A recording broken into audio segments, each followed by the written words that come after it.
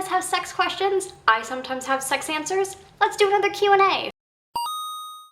I get a lot of questions from people who find direct clitoral stimulation uncomfortable or painful and want to know if there's something wrong with them. And these questions make me so sad because we live in a society that loves to make these sweeping generalizations about sex that almost never apply to everybody because, surprise, everyone's different. There are pretty much no universal truths when it comes to sex or pleasure. But when you only hear one singular narrative being pushed over and over that doesn't align with your experiences or your body, it's easy to feel like you're broken. People put so much emphasis on the clit as being this amazing, magical pleasure button for everyone with a vulva, but in truth, it's not. Clits are ridiculously sensitive. They've got over 8,000 nerve endings in the head alone, and because of that, a huge number of people don't enjoy direct contact to the area. This is why some people prefer to stimulate their clits through their clitoral hood or inner labia so that they have a comfortable barrier. This is why some people prefer big wand vibrators over their entire vulva to smaller, more pinpoint clitoral vibes. If there's a new pain you're experiencing that you haven't had in the past with clitoral stimulation, then it's possible that you're dealing with smegma buildup or some other sort of irritation or inflammation. But if you just have a generally sensitive clit that doesn't like to be touched directly,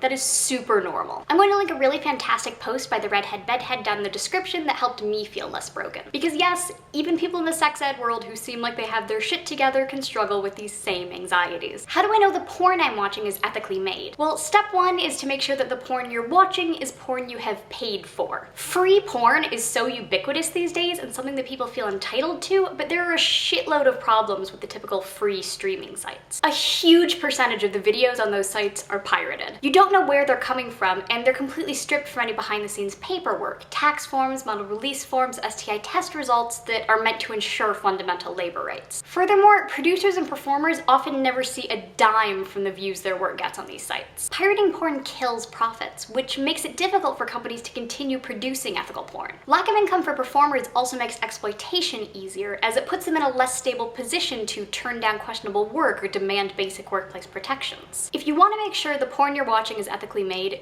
go to your favorite performers' websites. Check out their interviews, see who they love working with. Ask them where the best place to purchase their work is, either through their own membership site, their favorite video on demand site, or through their favorite production companies. That's the best you can do. I'm also going to link some great posts by porn performers on this subject down in the description. What's the best way to ask someone's STD status without ruining the mood? I think it's best to just be straightforward about it. Hey, when was the last time you were tested? I would avoid straight up asking if they have any STIs because a lot of people will just immediately say that they don't, even if they haven't had any recent tests and don't actually know. I would also avoid using the word clean to refer to STI negative. I know it's a common word to use, but it pretty much directly implies that if they do have an STI, they're somehow dirty or tainted, which is stigmatizing and untrue. If anyone happens to know any sexier ways to ask about STI status, let me know down in the comments. Hopefully this video was useful to some of you. If you have any other questions, as always, leave them down in the comments and I'll try to answer as many of them as I can, either down there or in my next Q&A. Thanks for watching, and I'll see you next time.